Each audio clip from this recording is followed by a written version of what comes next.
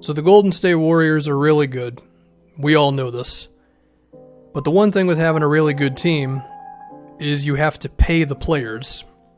And paying said players for what they're worth for this Warriors team could lead to the franchise having to pay $400 million in order to keep them.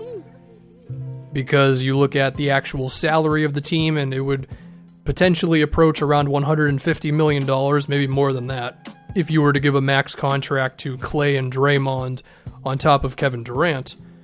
But then when you look at going over the luxury tax and then the repeater tax, where it just adds up the amount of extra money you owe per year, this team could just approach nearly $500 million in being able to keep together, right?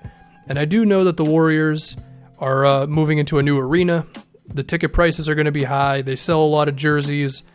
Even before they were good, they were among the league leaders in attendance every season. So the arena is going to be sold out, and this team, of course, will be on many deep playoff runs, which will allow them to get more revenue and all that. And I know at least a season ago, or maybe it was 2 years ago, they were second in the league in profit behind the Lakers, which is pretty difficult to get that high if you're not in Los Angeles. So that's good, of course.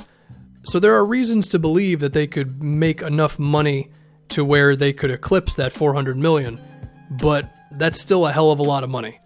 So let's dive into some potential things that could happen here. And there's a couple of avenues to look at. I think it's mainly with Klay and Draymond, because you keep Steph and KD no matter what. But when you compare Klay and Draymond, I think you're looking at, number one, who's more valuable right now. I think that would be Draymond, because I do think Klay is a little easier to replace. I mean, he's a hell of a player, but at the heart of his game, he's a 3-and-D guy. Now, he's an exceptional one who can do more than just hit spot-up threes, but I do think there are guys in the NBA who could at least replace maybe 70% of what Klay does for you. Whereas with Draymond, I mean, who the hell else defends all 5 positions, is a fantastic playmaker, and then all the stuff he does in terms of like getting the team motivated and trash talk and all that stuff, like, you know, I think Draymond's a little more valuable. However, the question also comes up to who is better long-term between Klay and Draymond, because I think Klay is going to age probably better because of his three-point shot, and he's a better athlete. Whereas with Dre, I do think there's a fear that his athleticism could decline a bit as he gets into his 30s. And, you know, the reason why he's such a devastating defender is because he's so good laterally on top of his crazy wingspan, and he's really strong. And if that athleticism goes and he's suddenly not able to stay in front of guys as much, or he's not able to do it, like, I don't know, let's say he's a 15% worse defender, suddenly that's not looking as good compared to Klay, you know? On top of, if Dre's athleticism goes, and by the way, it might not. He might be able to hang around. I mean, you look at a guy like Al Horford, who's been able to just basically maintain what he's been, even as he's been getting into his 30s. So he might be fine. But the other thing is, offensively, if he's not able to move as well, then he might not be able to go off the dribble as much, which is where his real value is on offense.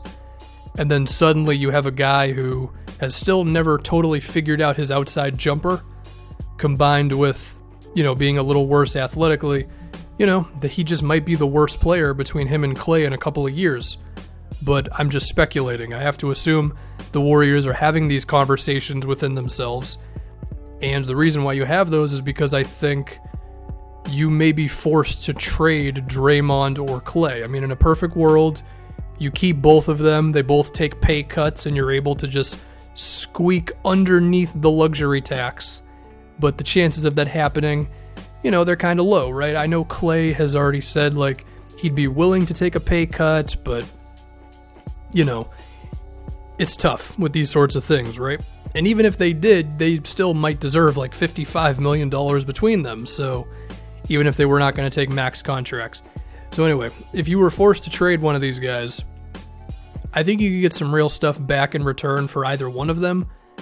I think, again, with Klay, there's a chance that you could get back like a good shooting guard, like a legitimately good 3-and-D guy who maybe only puts up 12 points a game, but can defend, knock down outside jumpers, and overall just be a good piece to a team, and he could still shoot, I don't know, 7 3-pointers a game and at least replace something close to what Klay did in terms of spacing, right? Now, as far as who that guy actually is, I have no idea. Is there some way in which, like, Chris Middleton could end up on the Warriors one day replacing Klay? I mean, I don't know. But someone like that, I guess, is at least in the same vein of Klay as a player. But I think the other thing you could do is, you get a guy, and then you could also get, like, draft picks or something, right? Which could allow you to, maintain where you're at, but also give you opportunities to round out the rest of the roster, because we're seeing in this postseason, Jordan Bell and Kevon Looney, when they've been in there, they have messed up the offense a bit, right? Same thing with Nick Young, a little bit with Sean Livingston, he's still an okay player, but we are seeing the effects of just having a roster that's not totally full, in that, look, if Chris Paul was healthy, there's a chance the Rockets win that series, right? Now, you also have to say, well, if Iguodala is healthy, what's his value? I get it. But still, this team was pushed to 7 games, and a lot of it was because their roster isn't totally there. And as a result, it's like, well,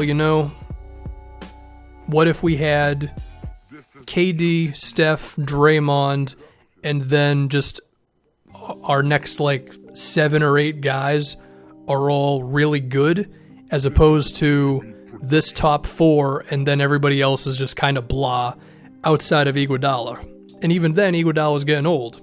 We're seeing now he's hampered with injuries. He wasn't really himself all this season. So it's a very interesting conversation. Now, could you have those same trade talks about Dre? Sure. I think the difference, Draymond, I should say. The only difference is, I don't know, I just feel like you could get more for Klay. Maybe that's just because I believe Klay will age better, who knows. Now, I guess the other thing that could happen here is, what if, Anthony Davis became available, right?